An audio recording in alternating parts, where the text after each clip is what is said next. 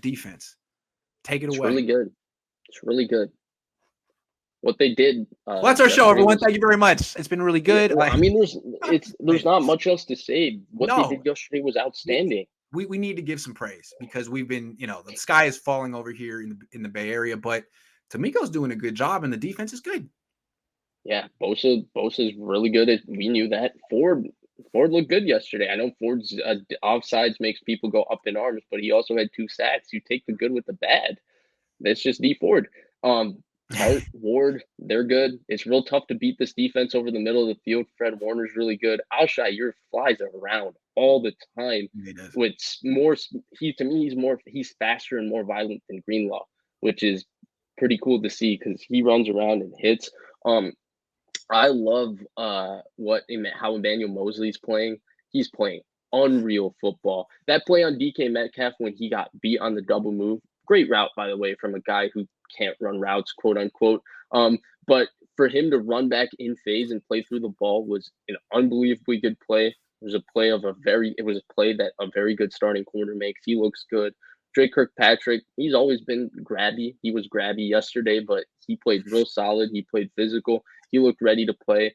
Dante Johnson, besides the blitz when he had Russell Wilson dead to rights and got shaken out of his boots, I thought he didn't have that bad of a game. I really couldn't see the defense playing that much better. They're not good enough anymore to carry this team against Hall of Fame quarterbacks because their defensive But it's line better than the offense. and their corners aren't that good. But it's still a top 10 defense in Still the better NFL. than the offense. And yeah, and I think it can give Kyler Murray trouble too next week if things go a specific way.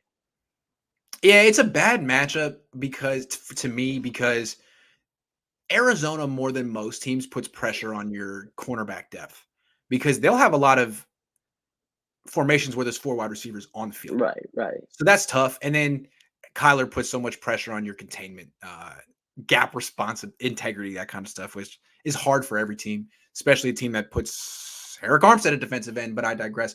Yeah, it is a very good defense. I was very hard on D'Amico Ryans after that one drive against the Packers, but frankly, Saleh's had those moments against the Packers too. You go back to 2017 and 2018, he lost late games because he couldn't cover Devontae Adams, right? He lost a game to the Giants when everyone knew the ball was going to go to Odell Beckham Jr., right? It's really hard, and he lost a game to the Packers on Monday Night Football when Greg Maben had to come in because Jimmy Ward got hurt. It's really hard to cover those kind of receivers when Hall of Fame quarterbacks are there. Heck, it happened in 2019 when Richard Sherman didn't play.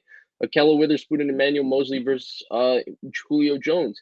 It's really hard. I know people are saying, oh, D'Amico should make a better call. Quarters coverage, very sound call in the first play. Again, quarterbacks in the NFL, and Greg Cosell said it because people don't believe me when I say it, aren't supposed to make 25-yard layered in cuts and throw it on a rope against the best linebacker in the NFL. Grant doesn't like quarters coverage. So let's go to the last play. You did play the sound call. That's fair. You call it was a sound call. That's fair. It was. It's not a great call, in my opinion, but it's a sound call. And honestly, you can feel comfortable. You can feel good because they're probably going to go over the middle, but you got Warner right there.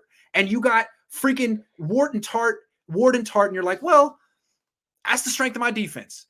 Yeah, so I don't expect a quarterback. 25-yard in cuts don't exist in the NFL. Nobody else can throw them.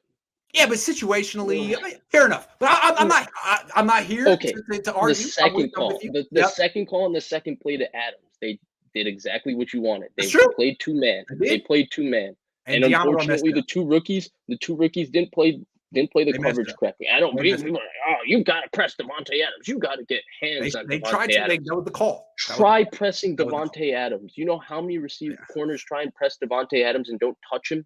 Yeah, that's the thing. Yeah, that's the thing. He's like a ghost. He's like an X-Men.